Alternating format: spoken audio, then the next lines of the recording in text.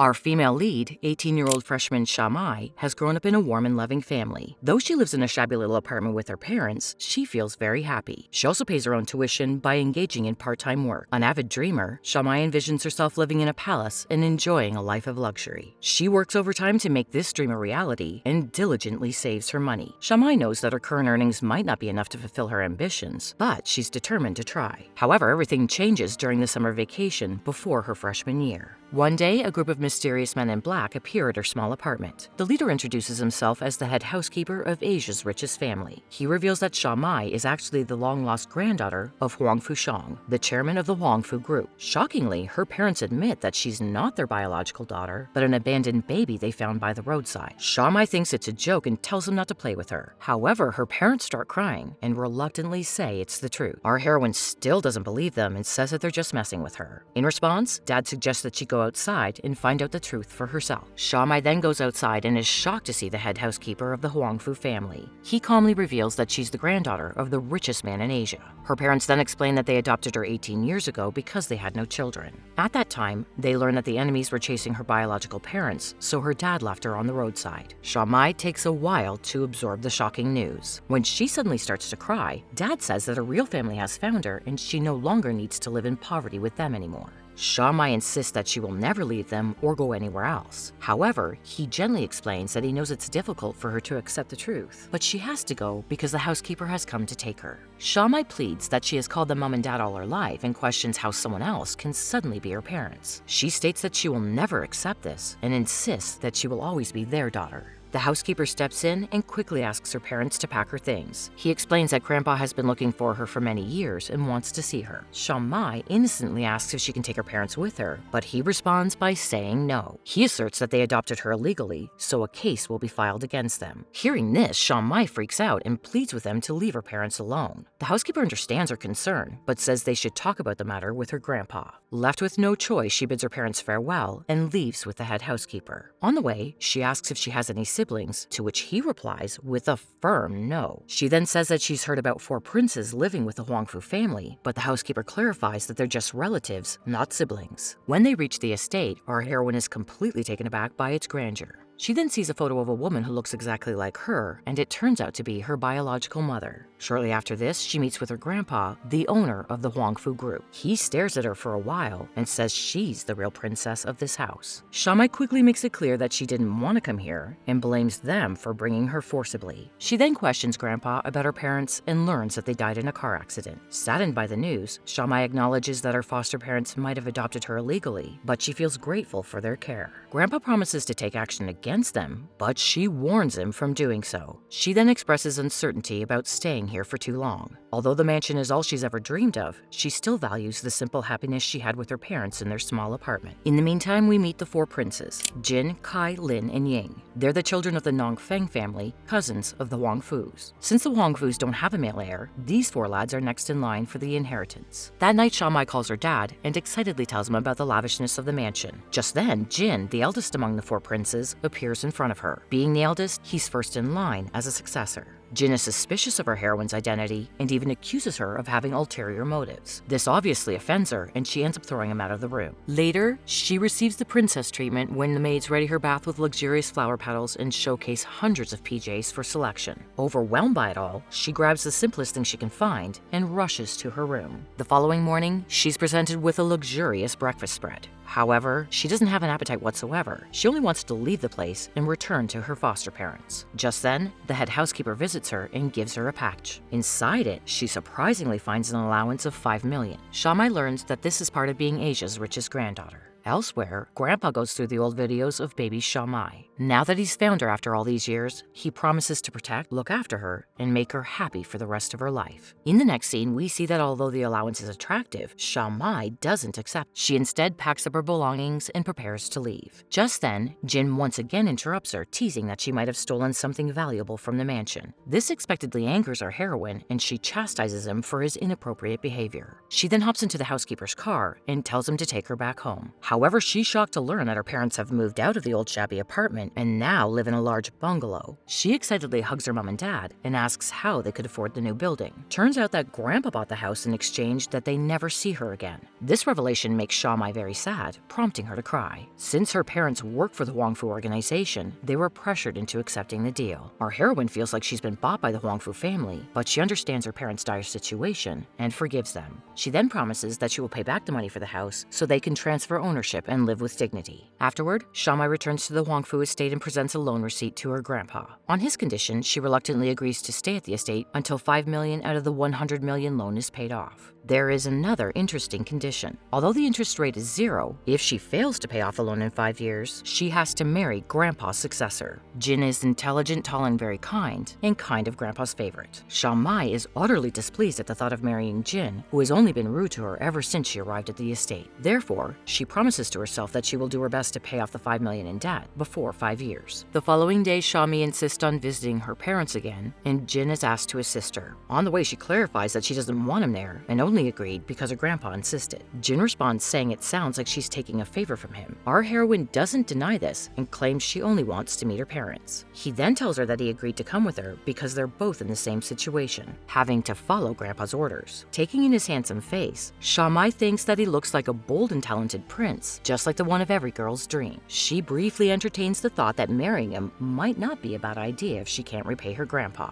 However, Jin's angry glance makes her reconsider, and she decides it's better to work hard and repay her grandpa than to marry him. Reaching her parents' house, she asks Jin if he will come inside, noting that he might be bored sitting alone in the car. When he rudely declines, she tells him to stay as he wishes and goes inside. After a while, Sha-mai returns and says that her parents are inviting him in too. This time, he reluctantly obliges, and they both head inside for dinner. Sha-mai's parents, noticing how happy she is with Jin, feel he's the perfect match for her. Mom says that he's handsome, tall, and rich, and most importantly, a nobleman from a respected family. She believes he's perfect for her daughter. However, Dad's concerned that she's still young and it's too soon to think about marriage. On the way back to the Huangfu estate, Jin reflects on how Sha-mai is in fact a nice girl, as opposed to how he perceived her at the beginning. The following day, Grandpa summons Sha-mai's dad and questions him about his 15-year tenure at the company. He then criticizes him for remaining a mere office assistant without any progress. Grandpa says that either the company's system is flawed or there's a lack in his ability. Although the poor man defends himself, Grandpa insists the problem must be personal. He belittles him, saying that there's no way he could have provided a better future for Sha-mai. Later, when Dad returns home hurt and upset, his wife asks what happened. He confesses that he feels like a failure and shares that Grandpa advised him to go to a branch office in Brazil to prove himself. Surprisingly, she supports his decision and encourages him to work hard. When Sha-mai learns that her parents are leaving the country without informing her, she rushes to the airport. All the maids try to stop her and the helpers even surround her. She demands to be let out immediately, but the head housekeeper tells her it's too late. Furious, Sha-mai accuses them of deliberately keeping her parents away from her. She then angrily starts smashing shit and tries to run away. At this moment, Jin arrives in his car and sees the chaos Sha-mai has caused. She desperately asks him to take her to the airport. He asks what happened, and she explains that her parents have been taken away on her grandpa's orders. Jin tries to reason with her, saying that once Grandpa makes a decision, no one can change it. However, she insists that if he doesn't take her, she'll run away. Moved by her desperation, Jin agrees to take her to the airport. He then informs the head housekeeper that he will deal with the consequences later. When they reach the airport, Sha-mai desperately shouts for her parents, but she soon learns that their flight has already left, breaking her heart. Later, when they return to the estate, she confronts her grandpa, questioning why he sent her parents away. He claims that they left willingly, but Sha-mai doesn't believe him and accuses him of forcing them away. The old man insists that she's his granddaughter and should not associate with people of lower status. However, Sha-mai retorts that her parents are her family, not him. She then demands to leave the estate, and he reluctantly agrees. In the next scene, Sha-mai reaches her parents' home, but without them it feels empty and lonely. Jin later visits her and feels bad upon seeing her so upset. He then offers her his handkerchief and tells her not to cry because it doesn't suit her. He then spends the entire night sitting outside the house, keeping her company. She doesn't understand why he's doing this and wonders when he became so kind. As morning arrives, Jin notices Sha-mai sleeping peacefully on his shoulder and thinks about how calm she looks. Suddenly, the head housekeeper arrives with his guard. He tells Sha-mai and Jin that it's time to go home. When our heroine refuses to comply, Jin argues that she wouldn't be able to survive alone and that staying with Grandpa is the best option. Sha-mai still tries to protest, but the guards forcibly put her in the car. During the process, she hits her head and gets knocked unconscious. Jin feels really guilty, but believes it's the right choice. That evening, Sha-mai wakes up in her bed and surprisingly receives a heartfelt message from her parents. They reveal that they've gone to Brazil on their own accord so that they can do something to make her proud. They then ask her to give them a few years to achieve this. Watching the full video, Shamai is relieved and happy for them. She also realizes that Grandpa didn't force her parents to go. They went voluntarily.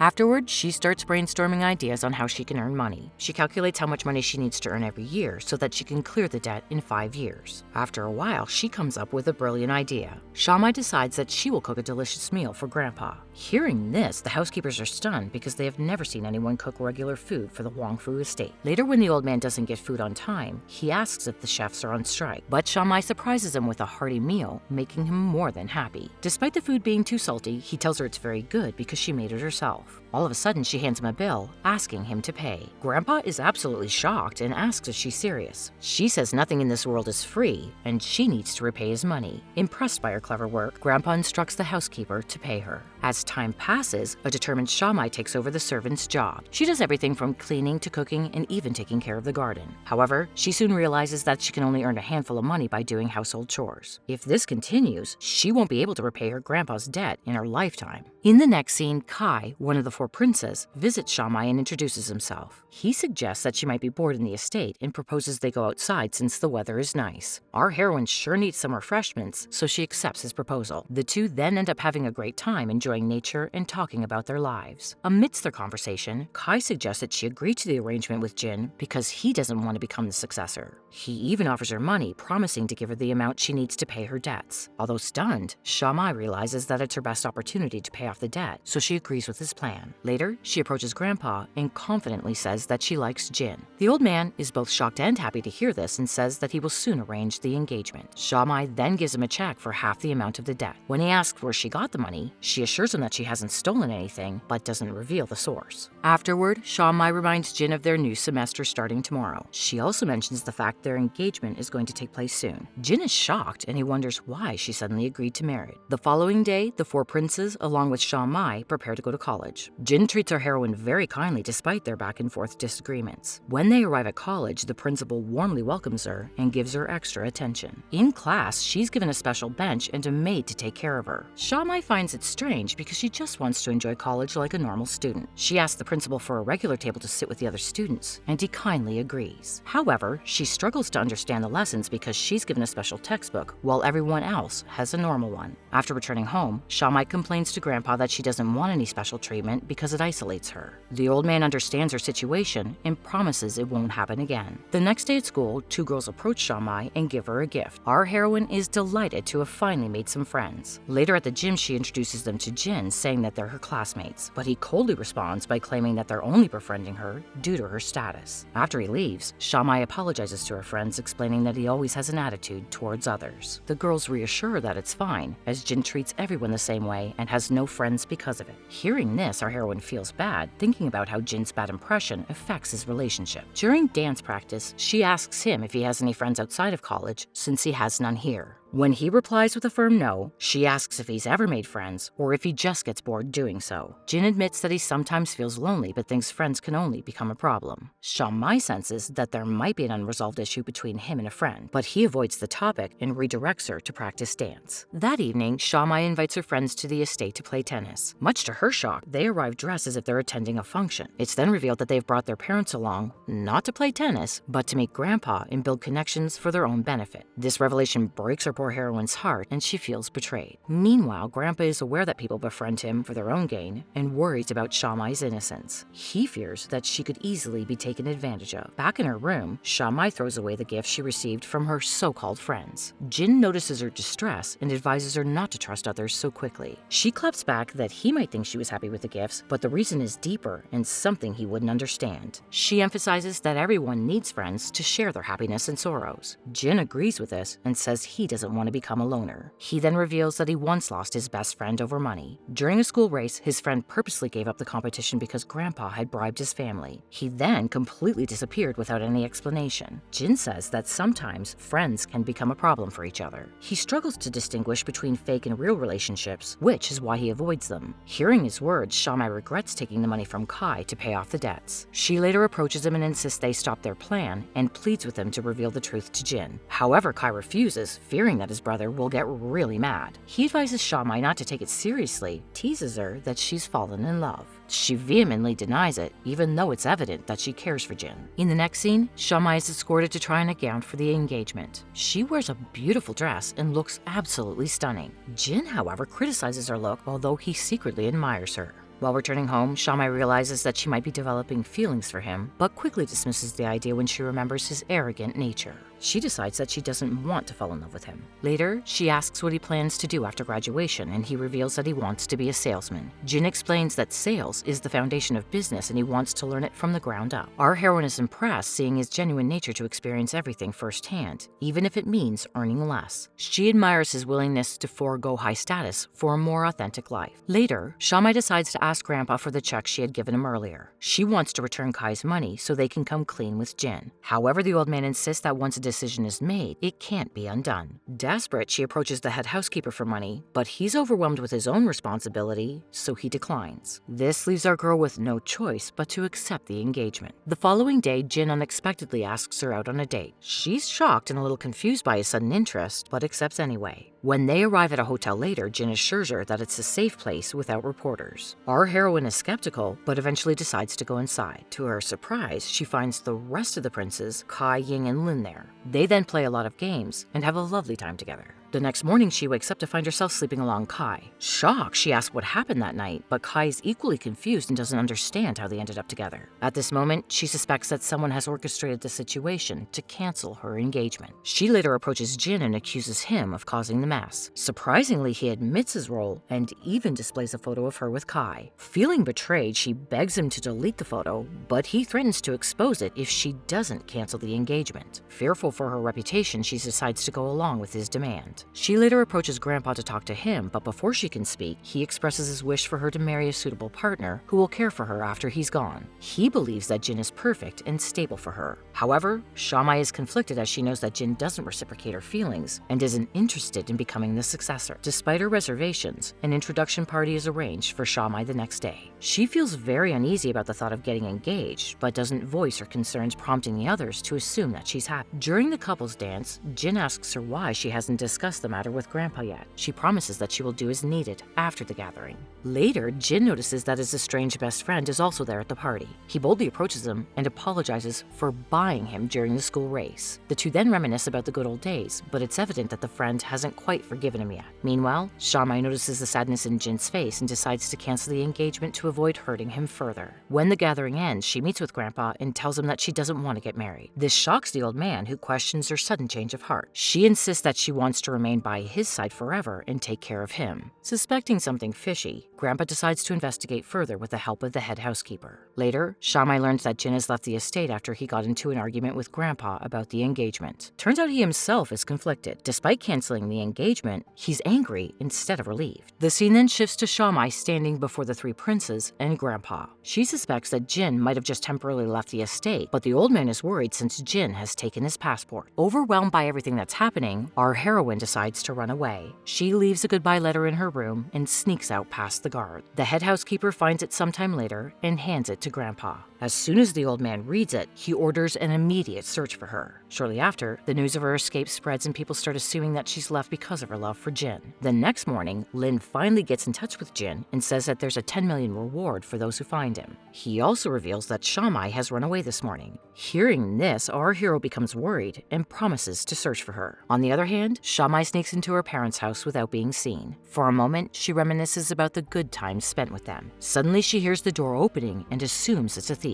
When a guy enters, she attacks him only to realize it's none other than Jin. She quickly apologizes for her actions, but he assures her that he's fine. He then tells her that everyone's pissed by her sudden departure, so she suggests that they both go somewhere else together. Jin warns her that they will be found, and they can't escape for long. He further explains that if she runs away, she will never be able to see her parents again. Therefore, it's just better for them to go back to the estate. Reluctantly, she agrees and asks him if he ran away because of her. Jin clarifies that it isn't the first time he's done so, and he simply wants some time alone. He also reveals that he came here just to take her back because he doesn't want her to get into trouble. Touched by his concern, she teasingly claims that he's worried about her. She then asks for his mobile phone and starts deleting the photos of her with Kai. When he tries to stop her, a tussle ensues, and they end up falling on each other. In this precarious moment, they notice a light in the room, and it turns out that Grandpa has arrived with the media. Jin rushes out to chase away the reporters who speculate that he and Shamai ran away together. It's then revealed that this was all part of Grandpa's plan to force them to get married. He knows that they love each other, but they don't want to admit it. Once they return to the estate, Shamai tries to return Kai's money, but he refuses to accept it. He asserts that a deal was made, and they have to go through with it. As the two argue, Jin arrives and overhears their conversation. He asks about the matter, and Kai truthfully reveals everything in detail. He says he simply wanted to see his brother's reaction, but this only enrages Jin, and he tells Kai to shut up. Meanwhile, Shamai apologizes to him and tries to stop them from fighting. She explains that she took the money only to return it to Grandpa and leave the estate. It wasn't her intention to use him. However, Jin doesn't listen to her and angrily storms off. Once he cools down, he starts asking himself why he's so angry. He wonders if he started having feelings for her, but quickly dismisses it. Jin fears it would force him to become the successor, a role he never wanted. Later, he approaches Shamai and asks what's bothering her. Although she wants to confess her feelings for him, she lacks the courage to do so. Therefore, she leaves without saying a word. In the next scene, Grandpa summons Kai for a private conversation. He accuses him of meddling with the couple's affairs and inciting their argument. However, Kai asserts that he's actually making things easier by becoming a barrier between them. He believes that this will help Jin realize that he has feelings for Shamai and eventually marry her.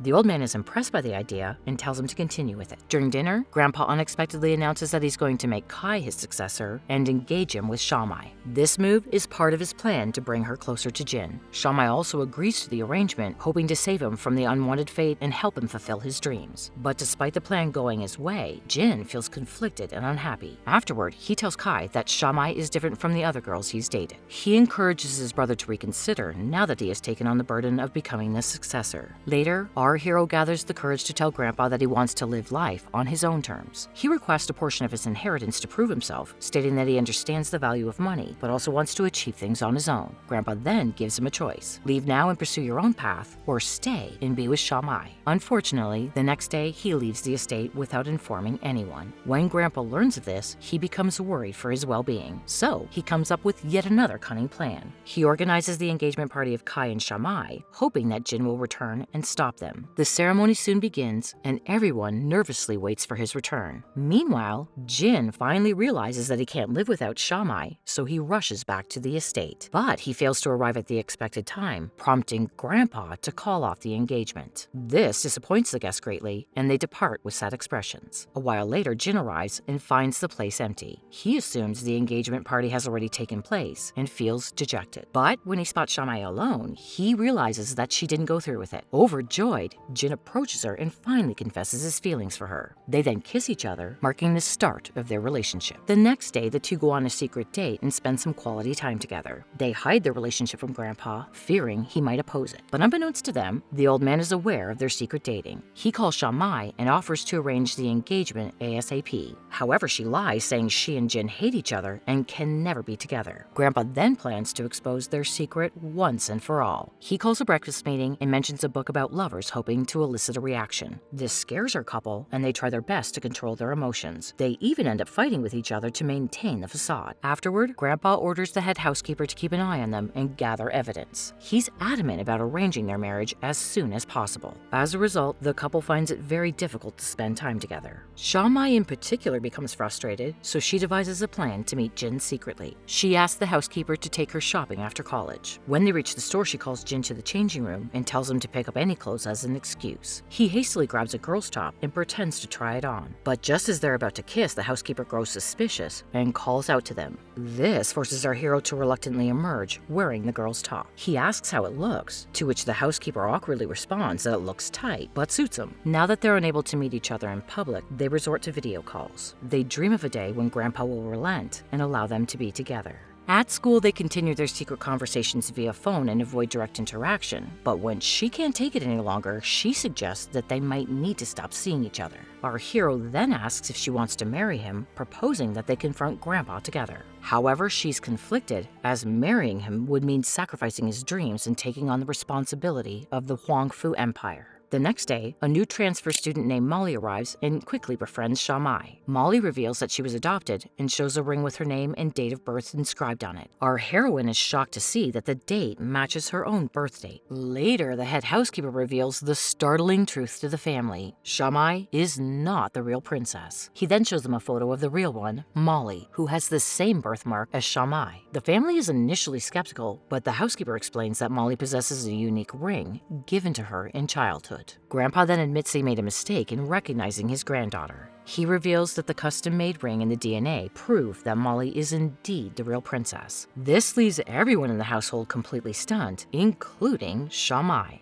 She initially believes Grandpa's words as she had seen the ring on Molly's hand. Still, she asks him if this is just another trick, but he assures her it's not. Grandpa then announces to the family that Shamai will be sent to Brazil to be with her foster parents, while Molly will take her place in the Huangfu estate. Hearing this, our poor heroine is devastated, and she leaves the room in tears. Jin tries to console her, but she asks to be left alone. She struggles with the realization that she's not a princess after all. In the next scene, Molly arrives at the estate in a grandiose manner. Grandpa once again announces her as the real granddaughter and the princess of the estate. Annoyed, Jin later confronts him and makes it clear that he's never going to marry Molly. In the meantime, Shamai asks Grandpa for permission to remain in the estate and work as a maid. He finds the idea ridiculous, but agrees anyway. After she leaves, the old man feels guilty because it turns out it's just another one of his games to teach her a lesson. She then moves to the maid's quarters and begins preparing for Molly's arrival party. Jin is heartbroken seeing her in this role and begs her to leave. He doesn't want her to suffer for his sake. However, our determined heroine insists on staying. She believes that if she leaves, Grandpa will force him to marry Molly. She then tells Jin that she trusts him and wants to stay by his side no matter the cost. Engulfed in the emotions, he leans in to kiss her, but right at that moment, Molly appears and reminds him of his family status. She reminds him of the consequences of being seen with a maid. Jin firmly declares that she's his life partner and he intends to spend his life with her. However, Molly remains undeterred, stating she won't refuse Grandpa's marriage arrangement unless the couple openly declares their love for one another. As the days pass, Shamai's troubles escalate as the head maid begins torturing her. She explains that her studies are being sponsored by Grandpa, so she must complete daily chores after college. Our heroine accepts the challenge as she's committed to proving her worth and maintaining her relationship with Jin. However, her time at the estate becomes increasingly difficult as Molly starts bullying her too. The only one who supports her through these difficult times is Jin. Back at college, everyone has learned that Shamai is not the real princess, so they start snubbing her. She eventually becomes an outcast, and even the teachers ignore her all the time.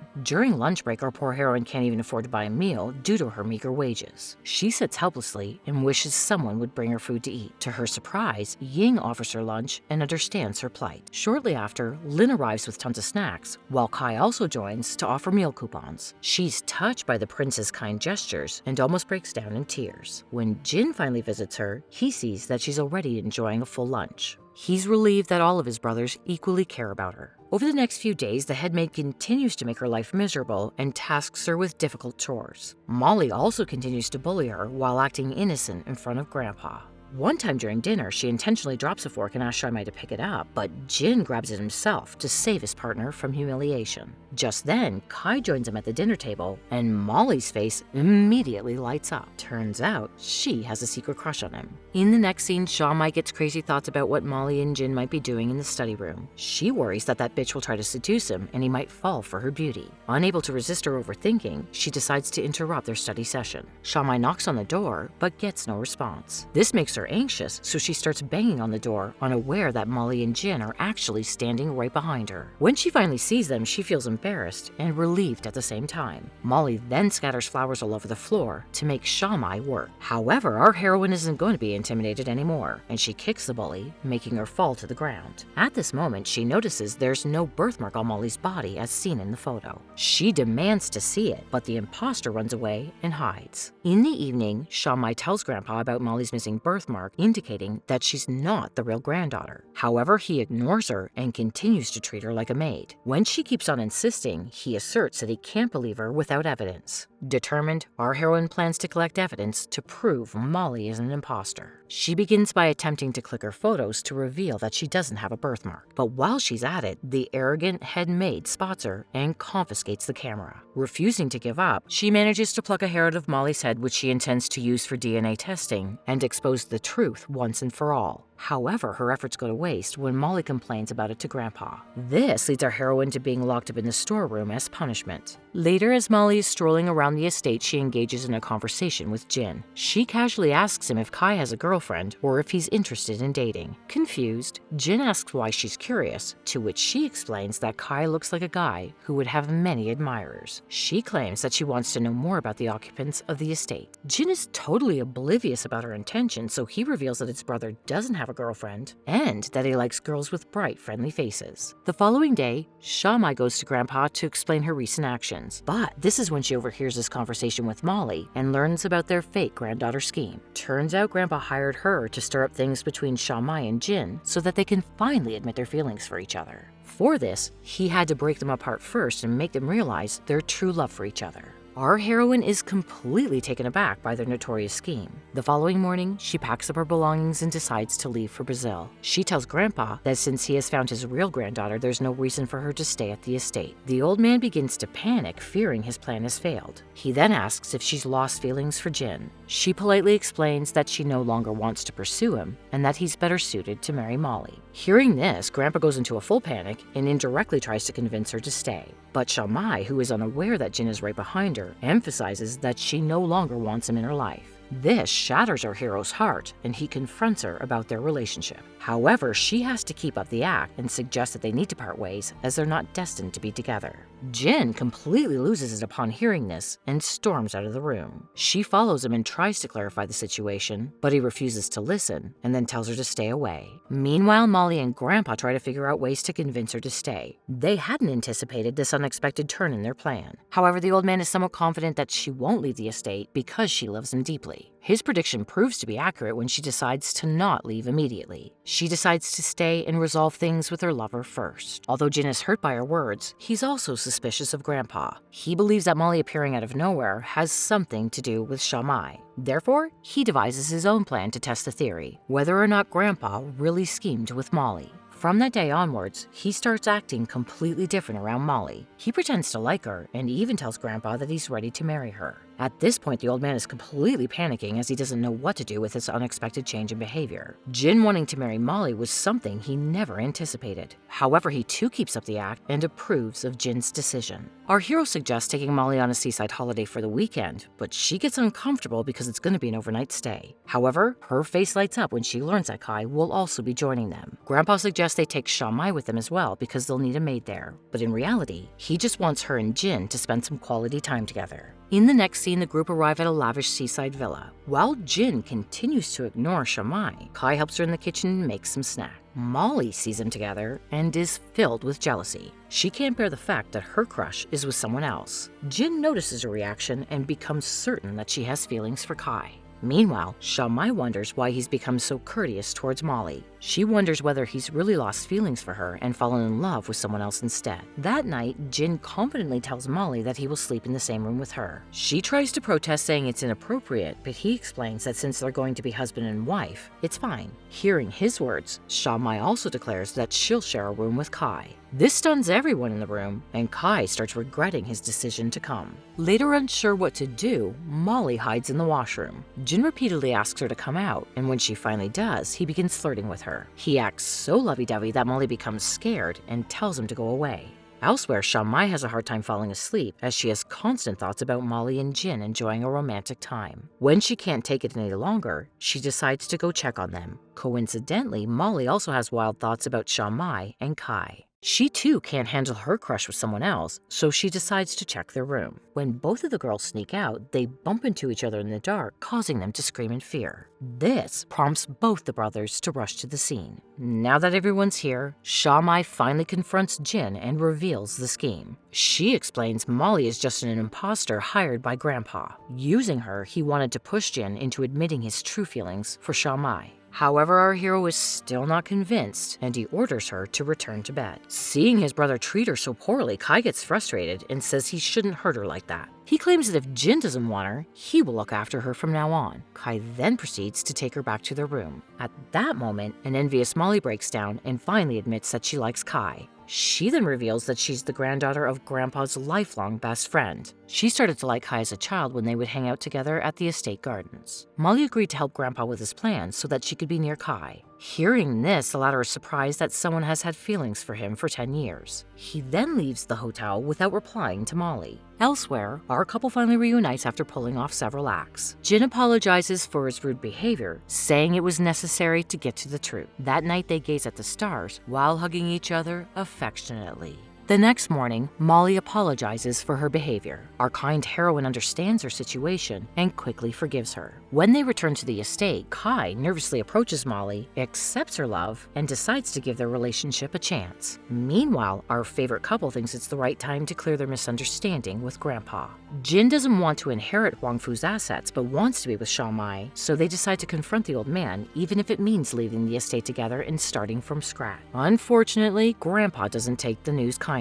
He admits that he schemed against them, but it was for their own good. Now that they're leaving, he decides to train Lin and Ying as his successors. The next day, Sha Mai and Jin depart from the estate, saying their goodbyes to their family. Sadly, Grandpa freezes their accounts, due to which they only have some spare cash. The head housekeeper has also sent letters to all affiliated companies and businesses that they have worked with, ordering them not to give Jin any job opportunities. Turns out, Grandpa wishes to test how long the couple will last without his fortune. On the other hand, Jin and Sha Mai move into her old apartment, which hasn't been rented yet. Kai decides to help them financially, but Grandpa blocks his and Molly's accounts as well. He then tries to take loans from his friends, but they're either abroad or admitted in a hospital. The cunning old man threatens their friends not to interfere in Huang Fu's family matters. After moving into the apartment, Sha Mai's close friends help her with kitchen utensils and bedding. Jin starts searching for a job, applying for every position he sees in the newspaper. Unfortunately, he's rejected everywhere as Grandpa has used his influence to prevent him from getting hired. Still, our hero doesn't give up and starts working as a laborer. When he returns home in the evening with his salary, Sha Mai notices some injuries on his hands. She wonders what kind of work he's doing to get such injuries. One day she follows him to work and is shocked to learn that he's working at a construction site moving blocks of cement and bricks. Our heroine feels bad seeing him in this situation.